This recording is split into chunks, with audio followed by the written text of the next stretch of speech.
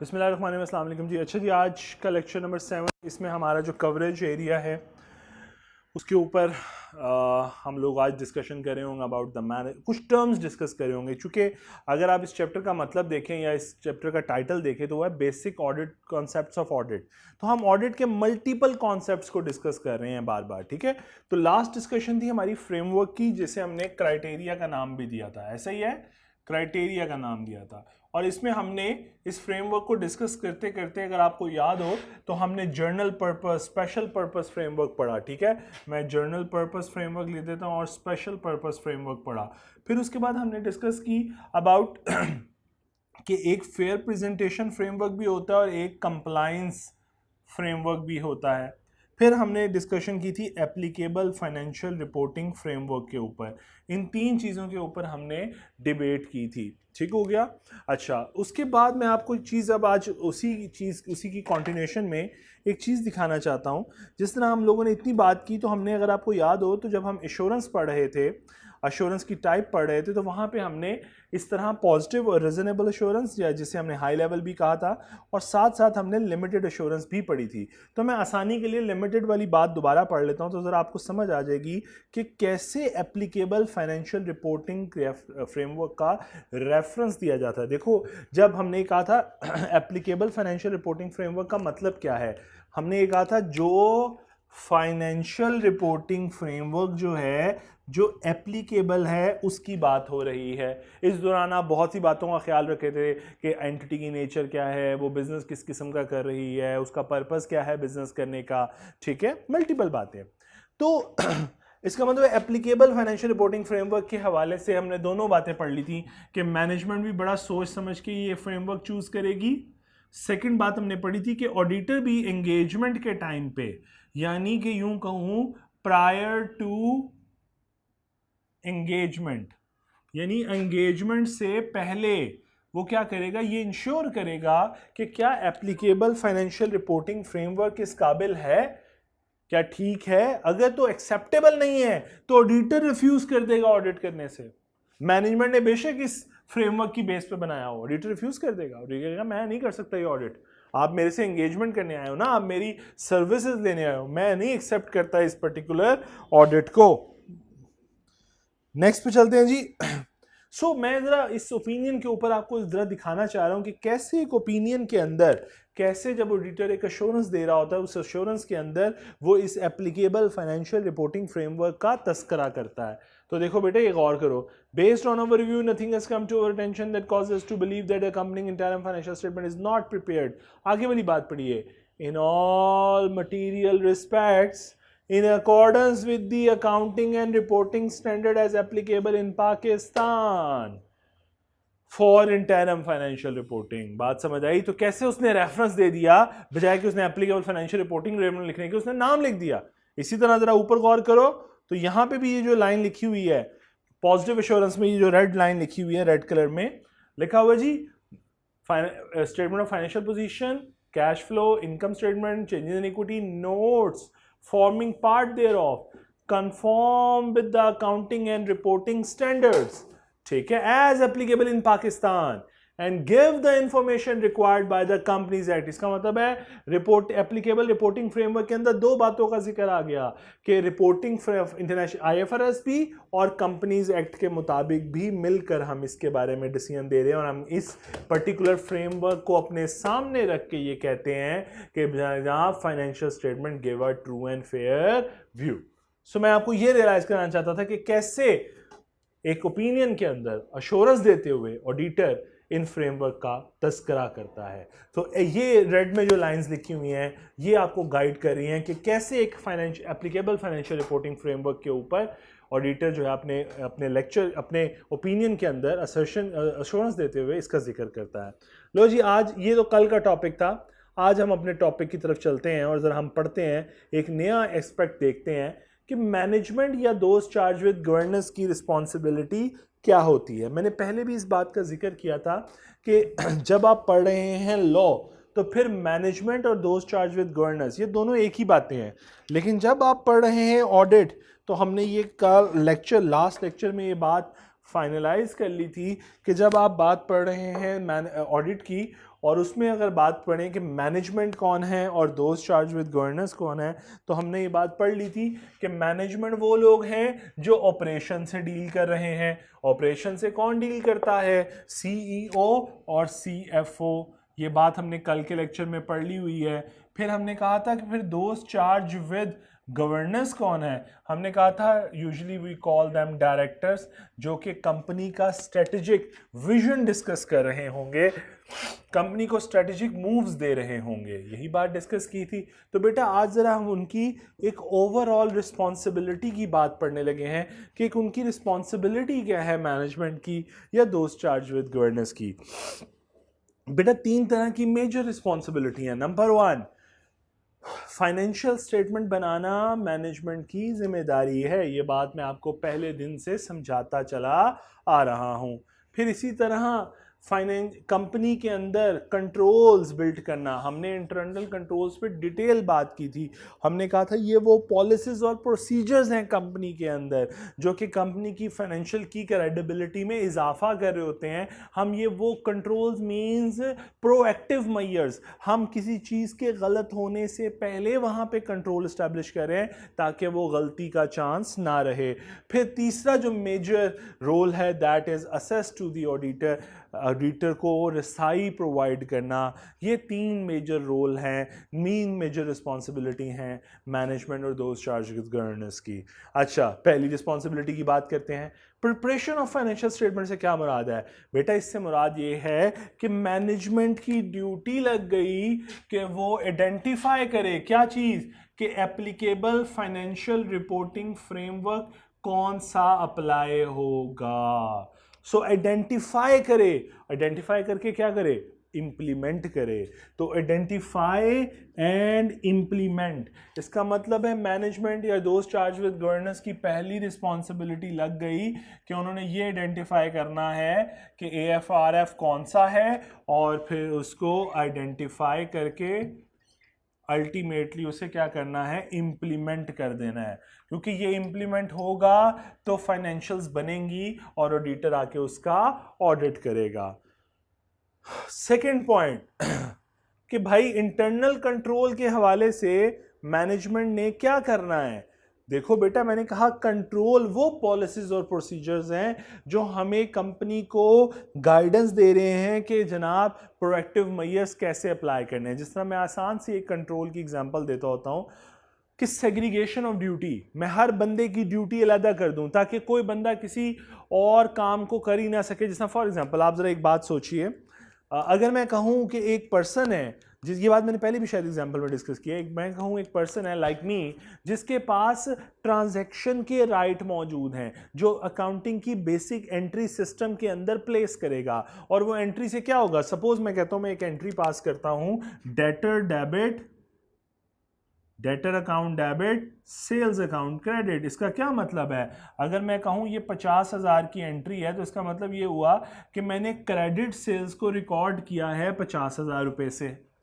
बेटा अगर मेरे पास ट्रांजैक्शन के भी राइट मौजूद हैं, बीइंग इन अ कंपनी मेरे पास ट्रांजैक्शन के भी राइट मौजूद हैं, मेरे पास रिपोर्ट के भी राइट मौजूद हैं। मैं 2 राइट्स की बात कर रहा हूं अपने, मेरे पास ट्रांजैक्शन के राइट भी हैं और मेरे पास रिपोर्ट के राइट्स भी हैं। तो बेटा मैं ये कहना चाह रहा हूं कि मैं रिपोर्ट देखूंगा, मेरा दिल करेगा इसको थोड़ा बेहतर कर दूं, मैं अकाउंटिंग एंट्री पास कर दूंगा। इसका मतलब मुझे पास कंट्रोल आ गया कि मैं कंपनी की फाइनेंशियल स्टेटमेंट के अंदर मिस स्टेटमेंट्स कर सकता हूं, मैं ओवर स्टेटमेंट कर सकता हूं सेल्स की, मैं अंडर स्टेटमेंट्स कर सकता हूं एक्सपेंसेस की। मैं जैसे अपनी फाइनेंशियल स्टेटमेंट को बेहतर दिखा सकूंगा, मैं वो सारे उल्टे काम कर सकूंगा। क्यों? क्योंकि आपने मुझे इख्तियारात दे रखे हैं। तो मैं कहता हूं कि फिर इसको कंट्रोल करना हो तो कैसे करें? वो कहते हैं segregation of duties, SOD, segregation of duties, हर एक की जॉब रिस्पॉन्सिबिलिटीज और उनके साथ साथ जुड़ी हुई पावर्स अलग अलग कर दो। मतलब कि अगर मैं ट्रांजैक्शन डाल सकता हूं, सिस्टम में पोस्ट कर सकता हूं, तो मेरे पास सिर्फ ट्रांजैक्शन के राइट होने चाहिए, मैं रिपोर्ट ना देख सकूं।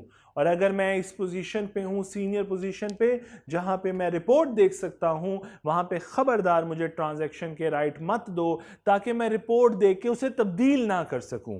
यानी जिसके पास व्यूइंग राइट है उसके पास इनपुट के राइट नहीं है, जिसके पास इनपुट के राइट है उसके पास व्यू के राइट नहीं है, ताकि दोनों को अलग-अलग। फिर इसी तरह मजीद काम को जरा, स्ट्रक्चर को जरा समझाऊं तो मजीद ऑर्गेनाइजेशन इसको इस तरह स्ट्रीमलाइन करती है कि हर एक की जॉब रिस्पॉन्सिबिलिटीज को किसी हद तक, जहां तक कॉस्ट इफेक्टिव होता है, मैं फिर रिपीट करूं बड़े टेक्निकल बात, जिस हद तक कॉस्ट इफेक्टिव होता है, क्योंकि देखो सेग्रीगेशन ऑफ ड्यूटीज एक वो चीज है जिसके साथ कॉस्ट एसोसिएटेड है। तुमने एक काम के लिए 2 बंदे रख लिए, या फॉर एग्जांपल एक काम से मुराद है सेल रिकॉर्ड करना, सेल रिकॉर्ड करने के लिए 2 बंदे रख लिए तो मतलब तुम्हें 2 बंदों की तनख्वाह देनी है। सेल रिकॉर्ड करने के लिए तुम 4 बंदे रख लोगे तो मतलब तुमने 4 बंदों की तनख्वाह देनी है। इसका मतलब ये हुआ segregation of duty directly connected है विद द कॉस्ट। इसका मतलब ये हुआ सेग्रीगेशन ऑफ ड्यूटीज जो है ये डायरेक्टली कनेक्टेड है with the cost of the organisation. जितनी ज्यादा सेग्रीगेशन करते जाओगे उतनी ज्यादा ऑर्गेनाइजेशन की कॉस्ट बढ़ती चली जाएगी। जितनी सेग्रीगेशन ज्यादा हुई उतनी कॉस्ट ज्यादा हो जाएगी। इसका मतलब इनका डायरेक्टली रिलेशनशिप आ गया।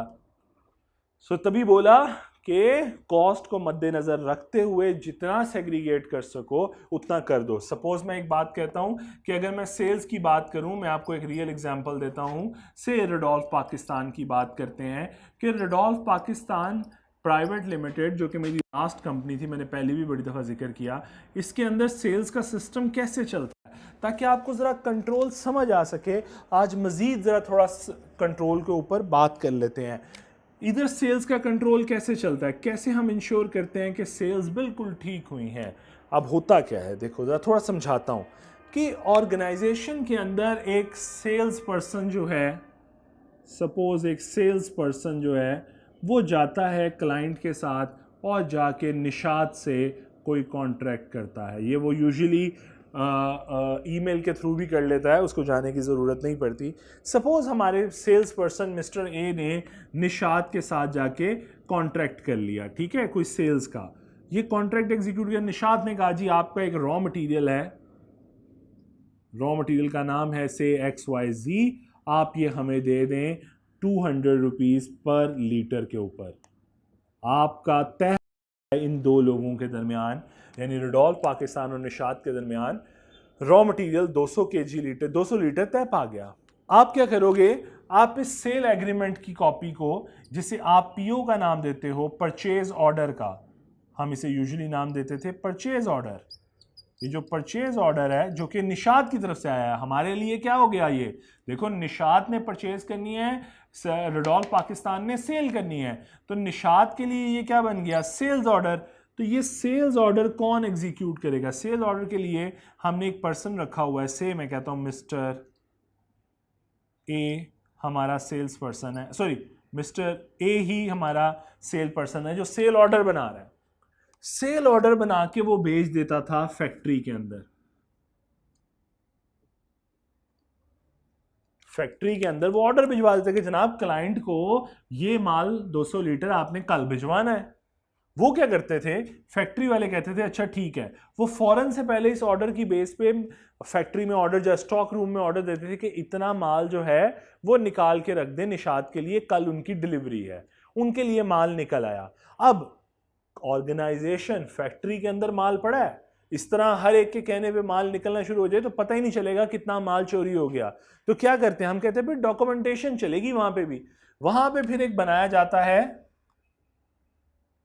Goods dispatch note. मैं वर्ड लिख रहा हूं, गुड्स डिस्पैच नोट। जब गुड डिस्पैच होने लगती हैं तो एक डॉक्यूमेंट तैयार किया जाता है जिसके ऊपर सिर्फ क्वांटिटी आ रही होती है, क्लाइंट का नाम आ रहा होता है, डेट आ रही होती है, इस तरह की क्वांटिटेटिव इंफॉर्मेशन होती है, प्राइस नहीं होती उसके ऊपर। तो होता क्या है, ये सारे रॉ मटेरियल का एक जीडीएन बन जाएगा जिसके ऊपर लिखा होगा कि हम XYZ का जो रॉ मटेरियल है से इन्हें चाहिए था 500 kg, 500 लीटर चाहिए था, हम 500 लीटर जो है ये भिजवा रहे हैं किसको, निशात को। अब वो डॉक्यूमेंट तैयार होगा, अंदर एक लोडर आया, लोडर ने सामान, लोगों की फैक्ट्री के लोगों ने सामान जो है वो लोडर के ऊपर लोडिंग कर दी, जितना भी सामान था। अब उसी डॉक्यूमेंट, उसी लोडिंग पर्सन को वो डॉक्यूमेंट पकड़ा दिया जाएगा कि जाते हुए इसकी एक कॉपी गेट के ऊपर खड़े चौकीदार को या उस गार्ड को आपने हैंड ओवर करनी है, वो चेक करेगा, फिर आपको गेट पास करने देगा, वरना वो आपको गेट से जाने नहीं देगा। सो वो जीडीएन की कॉपी दिखाएगा गेट के ऊपर और गेट से चला जाएगा माल बाहर निशात के लिए। अब ये जीडीएन बन गया, ये जीडीएन है क्वांटिटेटिव डाटा। ये आएगा जीडीएन की एक कॉपी। अब जरा गौर करो, जीडीएन की कितनी कॉपीज बनती हैं? जीडीएन की एक कॉपी फैक्ट्री के पास है जो कि उस गार्ड ने संभाल ली, जीडीएन की एक कॉपी क्लाइंट के पास चली गई साथ में, ठीक है, और जीडीएन की एक कॉपी हेड ऑफिस आ गई। मैं रिपीट कर रहा हूं, जीडीएन की 3 कॉपीज बनी, एक कॉपी चले गई फैक्ट्री के गार्ड के पास, जीडीएन की दूसरी कॉपी बनी, वो आ गई क्लाइंट के पास, जीडीएन की तीसरी कॉपी बनी और वो आ गई हेड ऑफिस। ये गार्ड वाली तो गार्ड संभाल लेगा अपने रिकॉर्ड के लिए, ये कॉपी क्लाइंट के पास चले गई, ये आ गई हेड ऑफिस। हेड ऑफिस वाला क्या करेगा, वो इसके साथ इससे जुड़ी इंफॉर्मेशन को लिंक करके एक सेल इनवॉइस बनाएगा। ये फाइनेंस डिपार्टमेंट के पास आ गई यहां से कॉपी, फाइनेंस डिपार्टमेंट वाले क्या करेंगे, वो इस पर्टिकुलर जीडीएन की बेस पे एक सेल इनवॉइस तैयार करेंगे। उस सेल इनवॉइस को तैयार करने वाले पर्सन का नाम है मिस्टर से अली। मिस्टर अली इसको तैयार करेंगे सेल इनवॉइस को, फिर सेल इनवॉइस सिस्टम में प्लेस कर दी जाएगी, सिस्टम में सेव हो जाएगी। हमने कहा ऐसे नहीं काम चलेगा कि मिस्टर अली जो मर्जी सेल डाल लें, जब तक सलमान उस ट्रांजैक्शन को अप्रूव नहीं करेगा वो सिस्टम के अंदर पोस्ट नहीं होगी। यानी वो सिस्टम में डेटा एंट्री तो कर देगा लेकिन ओके का बटन सलमान दबाएगा तो वो ट्रांजैक्शन पोस्ट होगी। तो मैं क्या करूंगा, सलमान साहब क्या करेंगे, बीइंग सुपरवाइजर अप्रूवल करेंगे। इसका मतलब है, अगर जरा आप टेक्निकली समझो तो इन्होंने पोस्ट की, मिस्टर अली ने पोस्ट कर दी सेल इनवॉइस और सलमान ने उसको अप्रूव कर दिया। सलमान ने ऊपर अप्रूव किया तो वो ट्रांजैक्शन फाइनेंशियल स्टेटमेंट में जाकर सेल्स के तौर पे रिकॉर्ड हो गई। जरा सिस्टम समझो, मैंने कितना कॉम्प्लेक्स करके एक सिस्टम समझाने की कोशिश की है ताकि आपको, कॉम्प्लेक्स सिस्टम को आसान करके समझाने की कोशिश की है ताकि आपको समझ आए चीजें चल कैसे रही हैं। अब आप गौर करो, ये तमाम हरकतें जो हमने की हैं कि क्या है, कंट्रोल ओवर दी सेल्स, कि सेल पे कैसे कंट्रोल लगाना है, कौन सा कंट्रोल, सेग्रीगेशन ऑफ ड्यूटीज, हर एक की अलग अलग जॉब की रिस्पॉन्सिबिलिटी। तो जरा गौर करो, यहां से देखो, पहला कंट्रोल क्या लगा, पहला कंट्रोल ये लगा कि फैक्ट्री में सेल ऑर्डर गया। दूसरा कंट्रोल कि जीडीएन बनाने वाला पर्सन ने एक डॉक्यूमेंट बनाया। तीसरा कंट्रोल, ये देखो हर एक को एक एक कॉपी भिजवा दी, फिजिकल कंट्रोल्स भी लगा लिए। चौथा कंट्रोल, फाइनेंस डिपार्टमेंट ने सेल इनवॉइस के अंदर सेग्रीगेशन कर दी, बनाने वाला और है, अप्रूव करने वाला और है।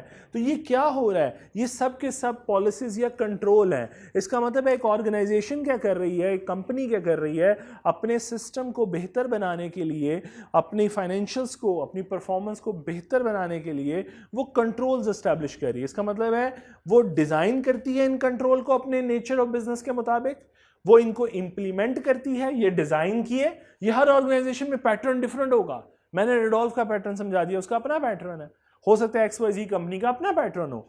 तो वो डिजाइन करेगा, वो उसे इंप्लीमेंट करेगी मैनेजमेंट, और उसकी ऑपरेटिंग इफेक्टिवनेस को मॉनिटर किया जाएगा। देखो बेटा याद रखना, इस मुल्क का सबसे बड़ा अलमिया यही है कि बनाने वाले बना देते हैं, इम्प्लीमेंट करने वाले इम्प्लीमेंट कर देते हैं, लेकिन मॉनिटर नहीं होता, इसलिए पूरे का पूरा सिस्टम कोलैप्स हो जाता है। याद रखना, उस कंट्रोल का कोई फ़ायदा नहीं है जिसके ऊपर कोई मॉनिटरिंग अथॉरिटी नहीं बैठी हुई, यानी जिसे कोई मॉनिटर नहीं कर रहा। याद रखना, वो 2 दिन तो फॉलो हो जाएगा, तीसरे दिन उसे कोई फॉलो नहीं करेगा। बहुत हद इम्कान है कि कोई 5 दिन फॉलो कर ले, 10 दिन फॉलो कर ले, लेकिन उसके बाद फॉलो नहीं होगा।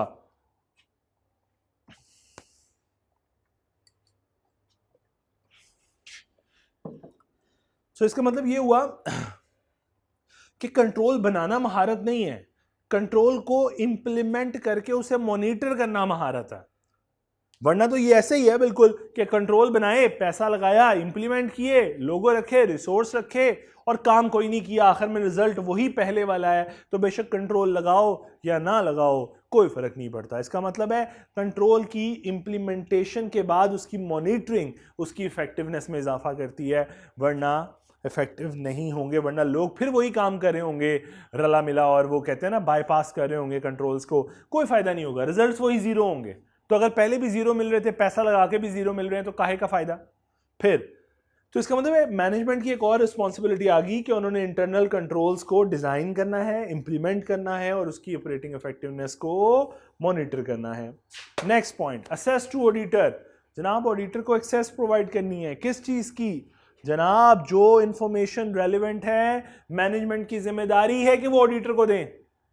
फिर नंबर 2, रिक्वायर्ड इंफॉर्मेशन, दोनों में फर्क है। रेलिवेंट मींस ये में मैनेजमेंट की जिम्मेदारी है कि जो इंफॉर्मेशन रेलिवेंट है वो उसको प्रोवाइड करें, लेकिन ये भी जिम्मेदारी है कि जो ऑडिटर इंफॉर्मेशन मांगे वो भी प्रोवाइड करें। यानी जो इंफॉर्मेशन रेलिवेंट है वो आप दो, जो वो उसके अलावा मांगे एडिशनल इंफॉर्मेशन वो भी प्रोवाइड करो। और तीसरी चीज, access to the person for obtaining audit evidence, यानी हर उस बंदे तक रसाई प्रोवाइड करो ऑडिटर को जिससे वो कोई एविडेंस हासिल करना चाहता है। उसे लगता है कि वो सीनियर मैनेजर के साथ डिस्कस करके हासिल कर सकता है, तो सीनियर मैनेजर तक एक्सेस प्रोवाइड करो ऑडिटर को। ये मैनेजमेंट की जिम्मेदारी है, ये दोस्त चार्ज कोर्नर्स की जिम्मेदारी है। तो इसका मतलब ये हुआ कि जहां जो रेलिवेंट इंफॉर्मेशन है वो भी दो, जो वो मांगे वो भी दो, और जिस बंदे तक रसाई चाहिए वो भी प्रोवाइड करो ऑडिटर को, ताकि वो अपना काम, अपना होमवर्क, अपने प्रोसीजर्स प्रॉपर्ली परफॉर्म कर सके। तो अब मैं कंक्लूड करता हूं कि मैनेजमेंट या दोस्त चार्ज विद गवर्नेंस की 3 मेजर रिस्पॉन्सिबिलिटीज हैं। फाइनेंशियल स्टेटमेंट बनाना, इंटरनल कंट्रोल बना के इंप्लीमेंट करके उनको मॉनिटर करना, और ऑडिटर को जो इंफॉर्मेशन रेलिवेंट है वो देना, जो रिक्वायर्ड है वो देना, और जिस बंदे तक रिसाई चाहिए वो भी प्रोवाइड करना। ये मैनेजमेंट की रिस्पॉन्सिबिलिटीज हैं। लो जी आगे चलते हैं, ओवरऑल रिस्पॉन्सिबिलिटी या ऑब्जेक्टिव्स ऑफ ऑडिटर। अब नेक्स्ट टॉपिक देखो, मैं छोटे छोटे टॉपिक्स हैं, छोटी छोटी लर्निंग्स हैं जिन्हें इस्तेमाल करके, जिन्हें सीख के हम आगे चलते जा रहे हैं। क्यों? क्योंकि ये chapter he basic concepts of audit पे है। इसमें हम किसी एक टॉपिक के ऊपर डिस्कशन नहीं कर रहे, बल्कि मल्टीपल बेसिक पिलर्स के ऊपर डिस्कशन कर रहे हैं। तो अभी हमने बात की मैनेजमेंट की रिस्पॉन्सिबिलिटी, अब आपसे बात हो रही है ऑडिटर की रिस्पॉन्सिबिलिटी या ऑब्जेक्टिव। अब मैं एक बात बता दूं, यहां पे ये वर्ड लिखा हुआ है ओवरऑल रिस्पॉन्सिबिलिटी। बेटा ओवरऑल का मतलब होता है एक बर्ड आई व्यू लेकर बताएं कि एक ओवरऑल ऊपर से एक पिक्चर देखी जाए तो क्या व्यू पॉइंट है ऑडिटर की, क्या रिस्पॉन्सिबिलिटीज हैं। देखो बारीकी में जाओगे तो उसने बहुत काम करना है, ठीक है। जिस तरह मैं कहूं, अगर बारीकी में जाओगे तो आप देखोगे कि ऑडिटर ने प्रोसीजर्स लगाने हैं, फिर प्रोसीजर्स की बारीकी में जाओगे तो पता लगेगा अच्छा एनालिटिकल प्रोसीजर्स और चीज़ें हैं, सब्सटेंटिव प्रोसीजर्स और चीज़ें हैं। इसका मतलब है आप बारीकी में जाते जाओगे तो ऑडिटर का काम बहुत एक्सटेंसिव होता चला जाएगा। नहीं, वो क्वेश्चन अगर कभी पेपर में आए कि what is meant by, what is actually the overall responsibility of an auditor, तो फिर आप बेटे ओवरऑल रिस्पॉन्सिबिलिटीज डिस्कस करोगे। और वो क्या है?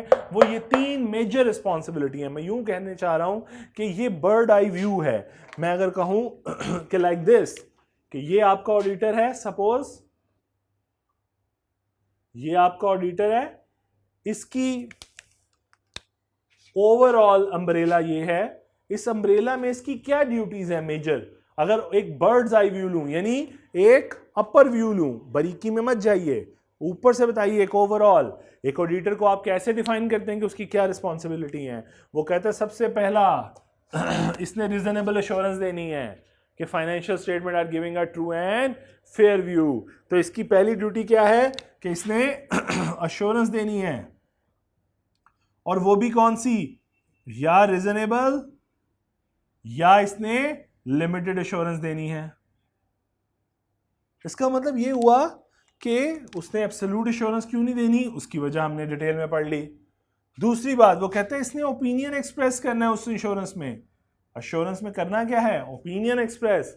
ओपिनियन क्या है, financial statement are giving a true and fair view in accordance with the applicable financial reporting framework and companies act. इसका मतलब ये हुआ कि उसने अपनी ओपिनियन एक्सप्रेस करनी है। और तीसरी बात, उसने अपनी जो भी फाइंडिंग्स हैं, यानी उसे ऑडिट करते हुए जो जो बातें मिली हैं, जो जो फाइंडिंग्स मिली हैं, वो फाइंडिंग्स उसने शेयर करनी है लोगों के साथ, डायरेक्टर्स के साथ, यानी कि कौन, दोज चार्ज विद गवर्नेंस के साथ, और साथ ही साथ उसने रेगुलेटर से भी डिस्कस करनी है। रेगुलेटर्स कौन है बेटे, आपका रेगुलेटर्स में कौन कौन लोग आते हैं, एसईसीपी आपका रेगुलेटर है बेटे, समटाइम कंपनी के अंदर स्टेट बैंक भी आपका रेगुलेटर होता है, समटाइम्स कुछ कंपनीज के अंदर आपका पीएसएक्स भी आपका रेगुलेटर है, आईकैप भी, आईकैप तो उसका है खैर ऑडिटर का। सो ये आपके रेगुलेटर्स हैं जिनको कम्युनिकेट करना है आपको।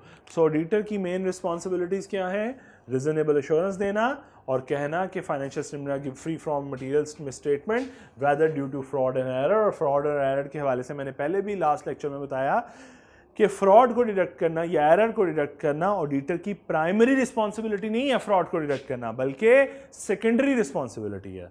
और सेकेंडली ओपिनियन, और अल्टीमेटली ऑडिटर अपनी फाइंडिंग्स शेयर करेगा कंपनी के दोस्त चार्ज विद गवर्नेंस के साथ और साथ साथ रेगुलेटर के साथ भी। अब एक कॉन्सेप्ट आता है एक्सपेक्टेशन गैप का। ये कॉन्सेप्ट क्या समझाता है हमें, एक्सपेक्टेशन गैप।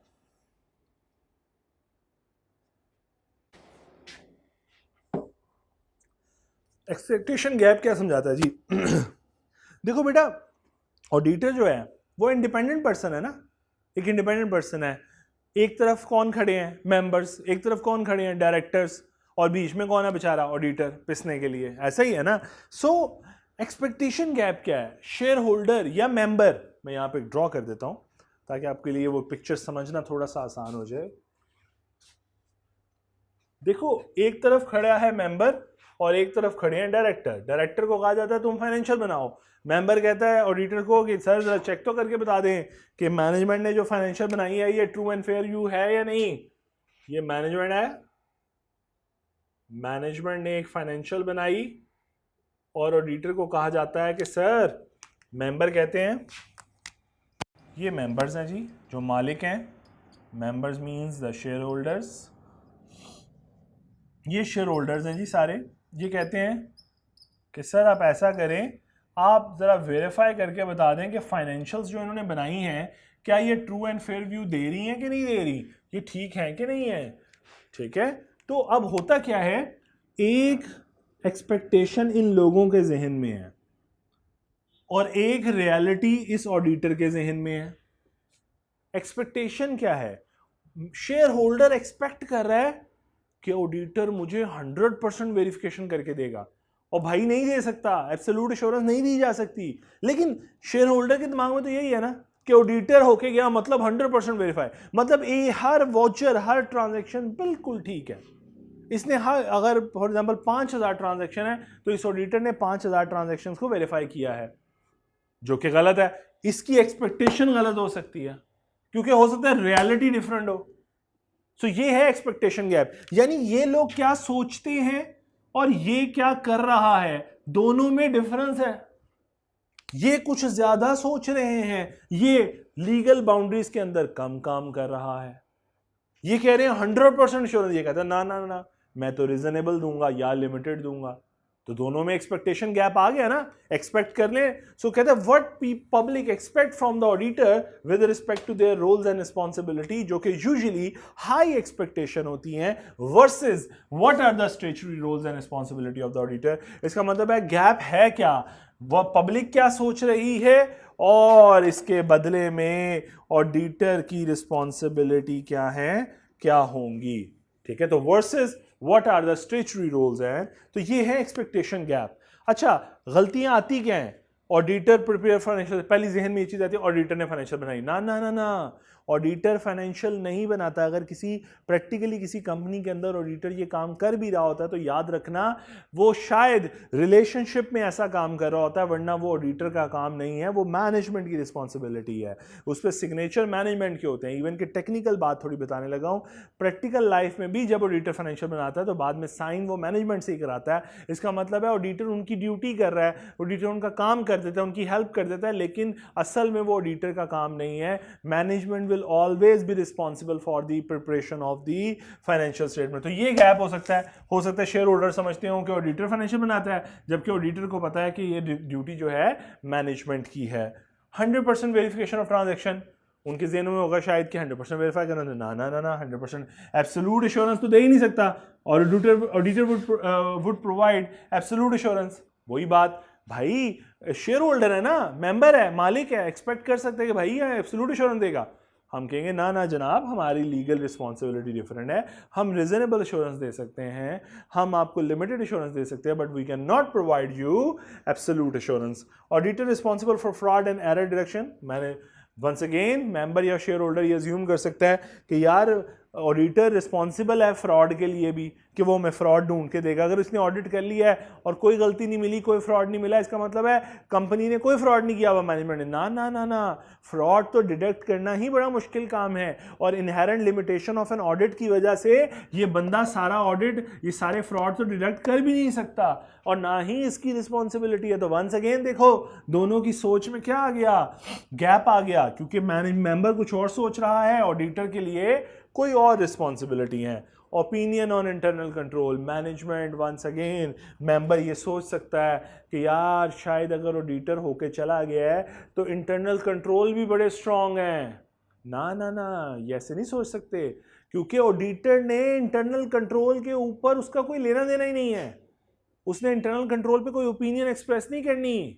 हाँ, वो वीकनेसेस बता देगा जब वो अपनी फाइंडिंग ढूंढेगा, जब वो अपनी फाइंडिंग्स इकट्ठी करेगा और उसे कहीं लगा कि यार फाइंडिंग्स इकट्ठी करते करते, जिसना अभी हमने ऊपर पढ़ा कि ऑडिटर की रिस्पॉन्सिबिलिटीज में से एक रिस्पॉन्सिबिलिटी है कि वो अपनी फाइंडिंग्स जो है वो कम्युनिकेट करेगा डायरेक्टर या रेगुलेटर को। तो बेटा जब उसे काम करते करते कोई गलती मिल गई, कोई इंटरनल फ्रॉड मिल गया, वो बख्शेगा नहीं। उसे काम करते करते कोई एरर मिल गया, वो बख्शेगा नहीं, इग्नोर नहीं करेगा कि आंखें बंद करके चल जाए वहां से कि बस ठीक है मेरी रिस्पॉन्सिबिलिटी नहीं, प्राइमरी नहीं है, सेकेंडरी तो है। सो इसका मतलब वो कम्युनिकेट करेगा दोस्त चार्ज विद गवर्नेंस को कि जनाब ऐसी कोई चीज मिली है। तो बिल्कुल इसी तरह कभी इंटरनल कंट्रोल डिजाइन करना, इंप्लीमेंट करना, उनकी ऑपरेटिंग इफेक्टिवनेस को मॉनिटर करना, ये किसकी जिम्मेदारी पड़ी? मैनेजमेंट की। तो जब वो मैनेजमेंट की जिम्मेदारी है तो फिर ऑडिटर क्या करेगा? ऑडिटर उस इंटरनल कंट्रोल के ऊपर ओपिनियन नहीं देगा। इंटरनल कंट्रोल की डिजाइन करने की जिम्मेदारी, उसको इंप्लीमेंट करने की जिम्मेदारी, उसको मॉनिटर करने की जिम्मेदारी, ये किसकी है? ये तीनों जिम्मेदारियां बेटे, ये तीनों जिम्मेदारियां मैनेजमेंट की हैं। तो क्या अगर ये मैनेजमेंट की जिम्मेदारियां हैं तो इस पे ओपिनियन देना क्या ऑडिटर की जिम्मेदारी है? हरगिज नहीं। Auditor will not issue any opinion. Auditor इस पे अपनी कोई ओपिनियन नहीं देगा। तो अगर ऑडिटर ओपिनियन नहीं देगा तो, और अगर ऑडिटर के सामने कोई वीकनेस आ गई तो वो क्या करेगा फिर? बेटा वो अपनी फाइंडिंग को शेयर कर लेगा। इसका मतलब ये हुआ कि ओपिनियन तो कोई नहीं दे रहा, लेकिन अगर कोई फाइंडिंग्स हुई, मतलब कुछ इंटरनल कंट्रोल की वीकनेस ऑडिटर के सामने आ गई, तो क्या करेगा? बेटा वो ये findings those charge with governance को कम्युनिकेट कर देगा, जो कि उसकी ड्यूटी है।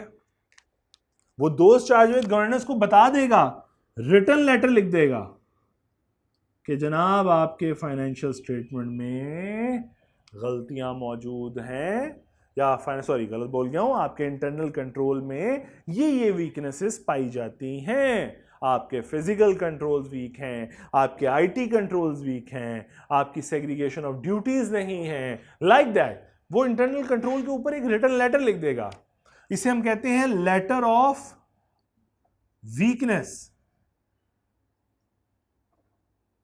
Letter of weakness.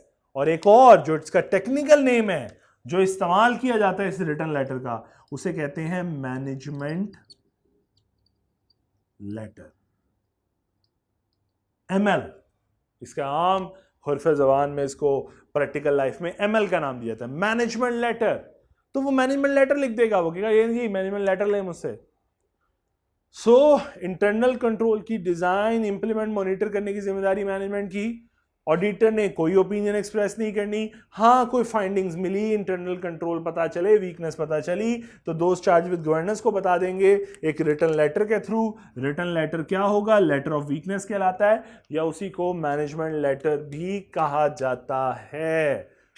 ये बात भी अभी आपके सामने नहीं आई, लेकिन हमने इसको डिस्कस कर लिया। तो प्लीज आप लोगों ने एक काम करना है, आप लोगों ने लर्निंग ऑब्जेक्टिव, मैं आपको गाइड कर देता हूं कौन सा लर्निंग ऑब्जेक्टिव आपने पढ़ के आना है।